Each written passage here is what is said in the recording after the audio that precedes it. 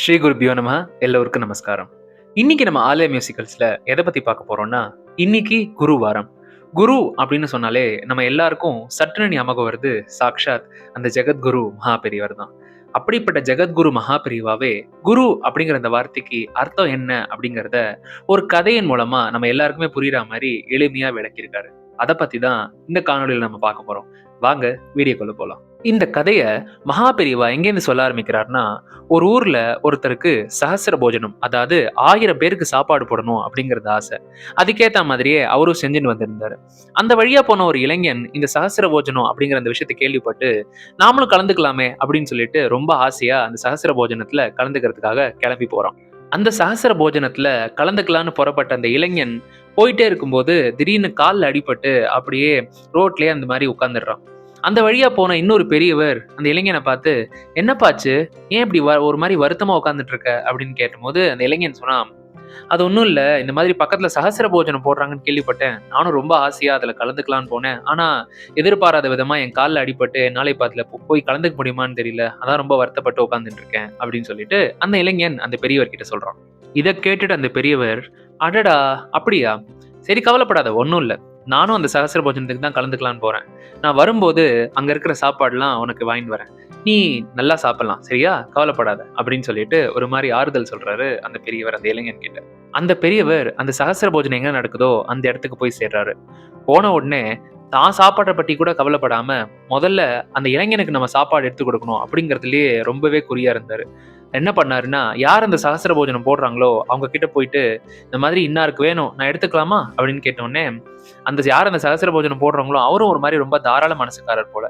அதுக்கு என்ன, தாராளமா நீங்க எடுத்துக்கலாம் அப்படின்னு சொல்லிட்டு அந்த பெரியவர் கிட்ட ஒரு மாதிரி பர்மிஷன் கொடுக்குறாரு. உடனே அந்த பெரியவரும் தான் கிட்ட இருந்த அந்த பாத்திரத்துல எல்லாம் பயங்கரமா நிறைய சாப்பாடெல்லாம் வந்து நிரப்பின்னு போறாரு. நிரப்பின்ட்டு அந்த பெரியவர் அந்த இளைஞனை போய் பார்க்க போறாரு.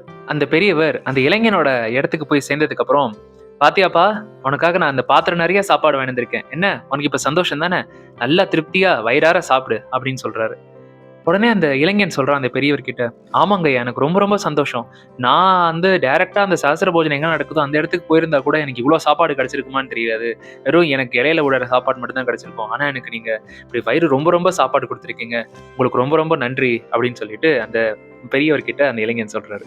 இந்த கதையை சொல்லி முடிச்சுட்டு மகாபெரிவா நம்ம எல்லாருக்கும் புரியுற மாதிரி விளக்குறாரு. இந்த சஹஸ்ர போஜனம் போடணும்னு ஆசைப்படுறாருன்னு சொன்னேன்ல, அதுதான் வந்து அந்த பரபிரம்மமான அந்த ஆண்டவன். அதுல அந்த சஹஸ்ர போஜனத்துல கலந்துக்கணும்னு ஆசைப்படுறது நம்ம எல்லாருமே. அந்த இளைஞன் ஆசைப்படுவான்ல, அந்த இளைஞன் தான் நம்ம எல்லாருமே அப்படின்னு சொல்றாரு. அப்ப அந்த பெரியவர் யாரு அப்படின்னு கேட்டா, அந்த பெரியவர் தான் அந்த குரு, நம்ம எல்லாருக்குமே கிடைச்ச அந்த குரு.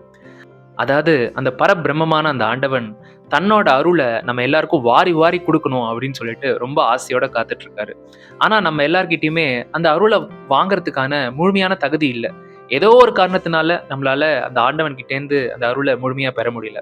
அந்த மாதிரி ஒரு சமயத்துல தான் நமக்கும் அந்த ஆண்டவனுக்கும் ஒரு பாலமா அமையறது அந்த குரு அப்படின்னு சொல்றாரு. நம்மளோட வாழ்க்கையில இருக்கிற அத்தனை அஞ்ஞானத்தையும் நீக்கி நம்மளோட ஞானத்தின் பாதையில் செல்ல வைப்பவர் தான் குரு அப்படின்னு சொல்லிட்டு மகா பெரியவர் முடிக்கிறாரு. அது மட்டும் சொல்லாம குரு அப்படிங்கிற அந்த வார்த்தைக்கும் ஒரு அர்த்தம் சொல்றாரு. இந்த குருங்கிற வார்த்தையிலேயே கு என்றால் இருட்டு, ரு என்றால் நீக்குபவன், நம் வாழ்வில் இருளை நீக்குபவன் அப்படிங்கிற பேர் தான் குரு அப்படின்னு சொல்றாரு மகா பெரியவர். இப்படி எல்லாத்தையுமே எல்லாருக்கும் எளிமையா புரியுற மாதிரி விளக்குறதுனாலதான் அவரை இன்னுமே நம்ம மகா பெரியவா கீடு மகா பெரியவா தான் அப்படின்னு சொல்றோமோ.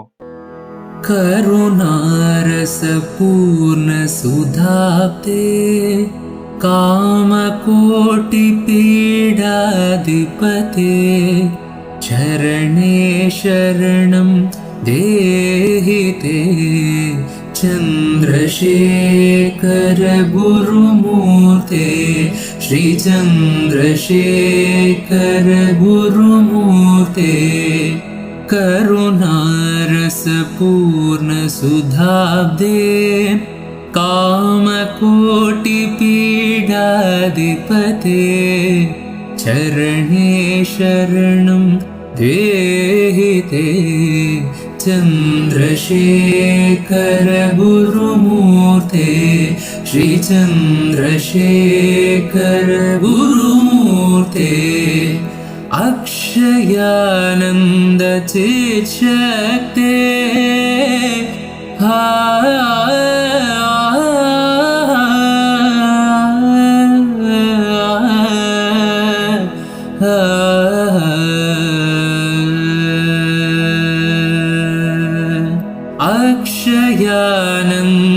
चिच्छक्ते दक्षिणाभिमुख शिवाकृते अक्षयानन्द चिच्छक्ते दक्षिणाभिमुख शिवाकृते रक्ष रक्ष मां तपोनिधे चन्द्रशेखर गुरुमूर्ते श्री चन्द्रशेखर गुरुमूर्ते श्री चन्द्रशेखर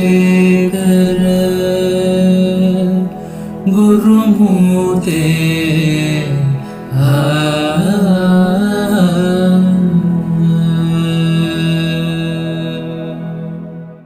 இந்த பதிவின் மூலமா குரு அப்படிங்கிறது எவ்வளோ பெரிய ஒரு மகத்தான பணி, எவ்வளோ பெரிய ஒரு மகத்தான பதவி அப்படிங்கிறது நம்ம எல்லாருக்குமே புரிஞ்சிருக்கும்னு நினைக்கிறேன். மீண்டும் இதே மாதிரி நீங்க தொடர்ந்து ஆன்மீக பதிவுகளை பார்த்து ரசிக்கணும்னு நினைச்சாலோ, ஆன்மீக பாடல்களை கேட்டு ரசிக்கணும்னு நினைச்சாலோ மறக்காம ஆலயா மியூசிக்கல்ஸ்க்கு சப்ஸ்கிரைப் பண்ணுங்க. மீண்டும் ஒரு நல்ல பதிவுல உங்க எல்லாரையும் வந்து நான் சந்திக்கிறேன். அதுவரை உங்களிடமிருந்து விடைபெறுவது உங்கள் சத்யநாராயணன்.